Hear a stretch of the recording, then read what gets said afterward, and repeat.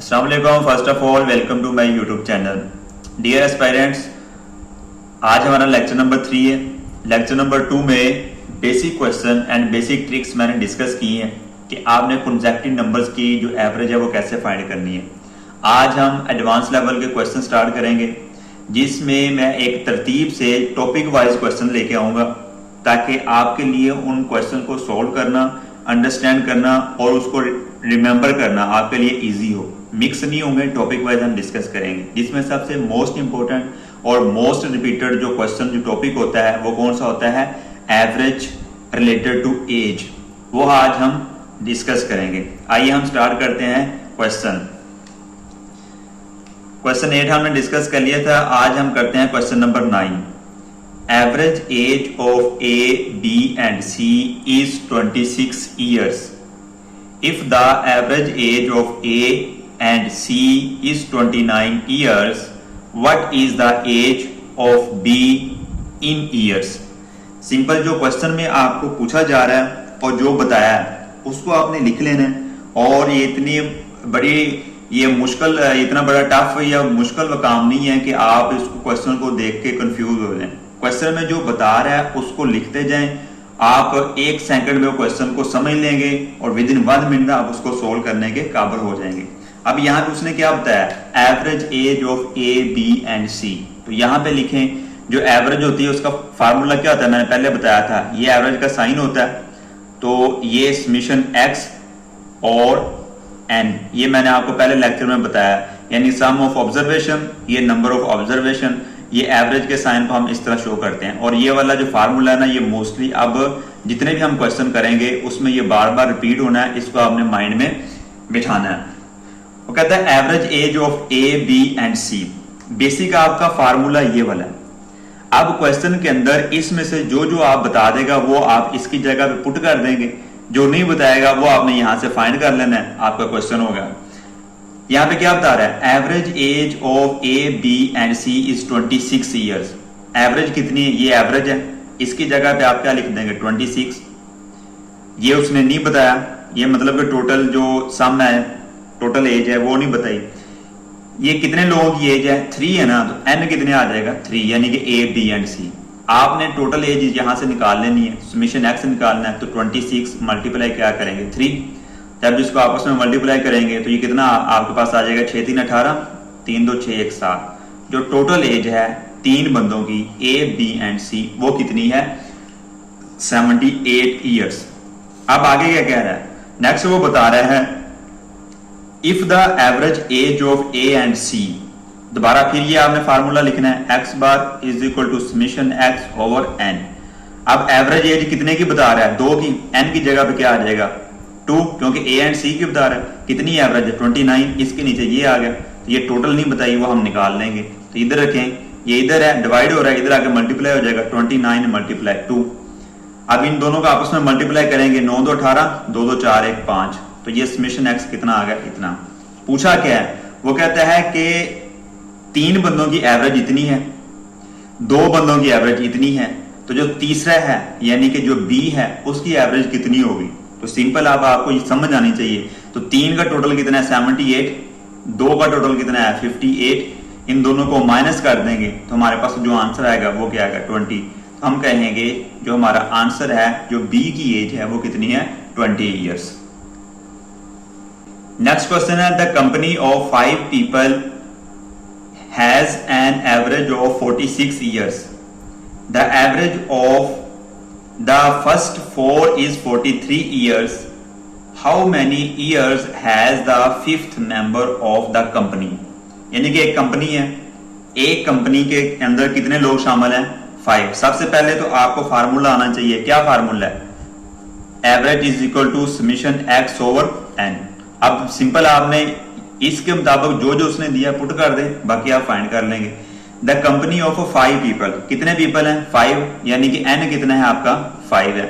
उसके बाद है कि एवरेज वो बता रहा है, इनकी जो एवरेज है वो कितनी है 46 है। टोटल उसने नहीं बताया, वो हम फाइंड कर लेंगे।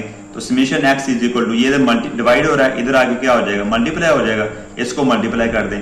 अब इन दोनों का हम मल्टीप्लाई करेंगे, 6 5 30, 4 5 20 और ये तो ये समीशन आ गया हमारे पास, कितना आ गया 230 ईयर्स। क्लियर है। अब वो कहता है the average of the first 4 is 43। अब नेक्स्ट क्या मालूम करना है, उसने आगे एवरेज बता दिया 4 की। दोबारा फार्मूला ये लिखें, x बार समीशन x ओवर n। अब इनकी जो कितने नंबर उसने बताए हैं 4 है, n की जगह पे 4 आ गया, इनकी एवरेज कितनी है 43। तो ये टोटल इसका भी मालूम कर लेंगे, समीशन x इधर लिखेंगे, ये नीचे डिवाइड हो रहा है, इधर जाके 43 के साथ क्या हो जाएगा मल्टीप्लाई हो जाएगा। अब इसको आपस में मल्टीप्लाई करना है, कितना आ जाएगा 4 3 12, 4 4 16, 1 17। तो ये इसका समीशन x कितना आ गया। ये क्वेश्चन में उसने पूछा क्या है, क्वेश्चन में पूछा ये है कि अगर 5 बंदों की एवरेज इतनी है, 4 बंदों की एवरेज इतनी है, तो यहाँ पे जो 5वां बंदा है उसकी एज कितनी है। तो सिंपल क्या करेंगे, इसका टोटल कितना बना था 230, इसकी टोटल एज कितनी बनी थी 172। तो इसमें से इसको हम क्या कर देंगे माइनस कर देंगे, 10 2 8 आ गया, इधर कितने 12 5 ये आ गया। तो ये आपका क्या आ जाएगा आंसर। हम कहेंगे कि जो यहाँ पे जो 5th बंदा है उसकी जो एज है वो कितनी है 58 ईयर्स। नेक्स्ट क्वेश्चन है A is 2 years older than B who is twice as old as C. If the total of the ages of A, B and C be 27, then how old is B? अब यहां पे question को थोड़ा सा समझना है आपने, उसके बाद इसको हमने सोल्व करना है। पहले क्या बता रहा है कि A is 20 years older than B। ठीक है, कि जो A है उसकी एज कितनी है, वो B से 2 साल बड़ा है। और B कितना है, B who is twice as old as C। और B की जो एज है C की एज का 2 गुना है। तो सबसे पहले इसका मतलब हमने किसकी एज लेट करनी है, आप यहां पे लिख देंगे लेट C's एज। तो C की जो एज है वो लेट करेंगे तो वो क्या आ जाएगी X। अब जो B की एज है, B एज, तो वो कितनी है C का 2 टाइम है, यानी कि ट्वाइस है, तो वो क्या आ जाएगा 2x आ जाएगा।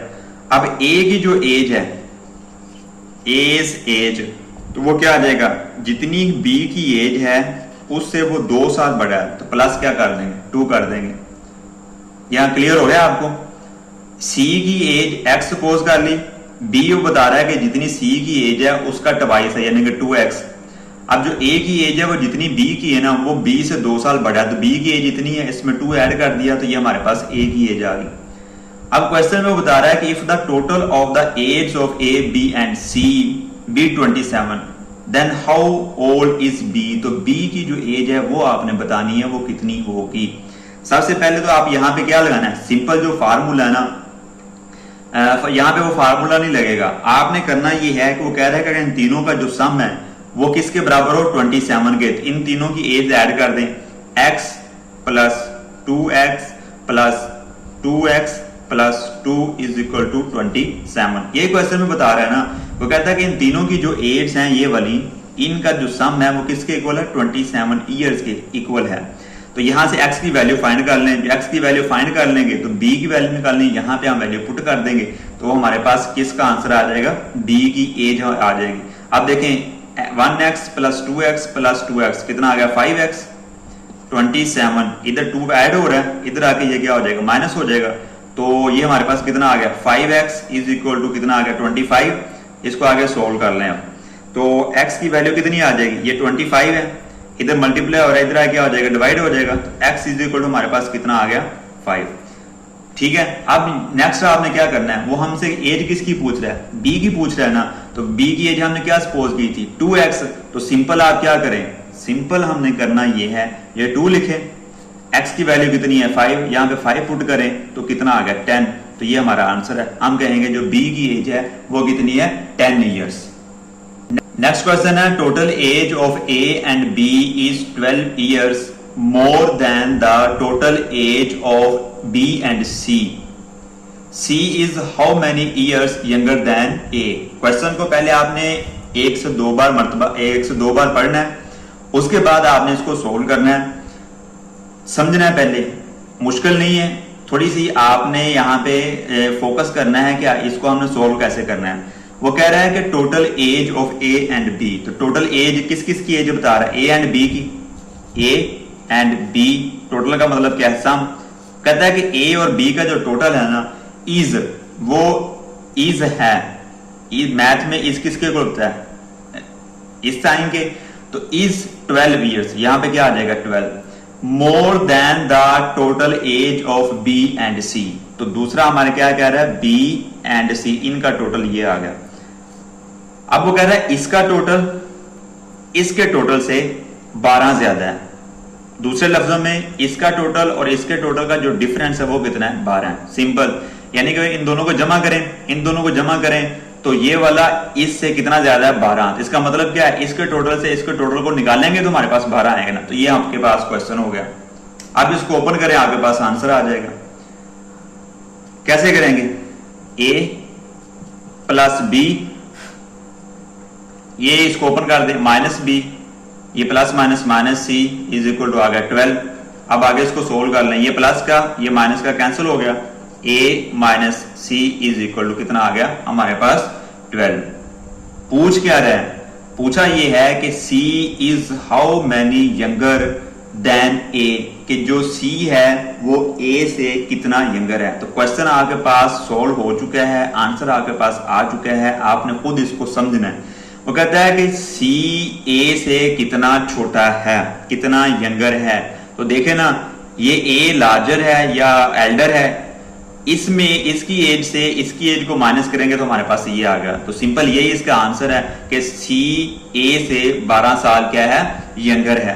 तो इसको लहदा आपको सी की एज निकालने की जरूरत नहीं है, ये क्वेश्चन ही बता रही है कि इन दोनों की एज का जो फर्क है वो कितना है, 12 ईयर्स। तो यही आपका आंसर है। नेक्स्ट क्वेश्चन है, the average age of a group of 12 students is 20 years. If 4 more students join the group, the average age increases by 1 year. The average age of the new students is, simple, पहले आपको formula आना चाहिए, x bar is equal to summation x over n। तो जो उसने पहले बताया average age of a group of 12, यानी कि n कितना है, 12 है, इनकी जो एवरेज है वो कितनी है, 21 ईयर्स। इसकी टोटल आपने निकाल लेनी है। तो समेशन x आप इधर लिखेंगे, 20 को मल्टीप्लाई कर देंगे 12 के साथ, तो 12 0 0 2, इसको मल्टीप्लाई करेंगे 240। तो ये आपके पास जो इनकी एवरेज है, 12 स्टूडेंट्स की जो एवरेज है वो 20 थी, इनका टोटल कितना आ गया आपके पास, टोटल एज आ गई 240 ईयर्स। अब जो नेक्स्ट क्वेश्चन है, जो नेक्स्ट पूछ रहा है, ये बता रहा है आपको, वो कहता है if more students entered, more students join होते हैं, मोर स्टूडेंट्स आते हैं, उसके लिए आप क्या करेंगे, दोबारा ये वाला फार्मूला लगाएं, x bar is equal to summation x over n आ गया।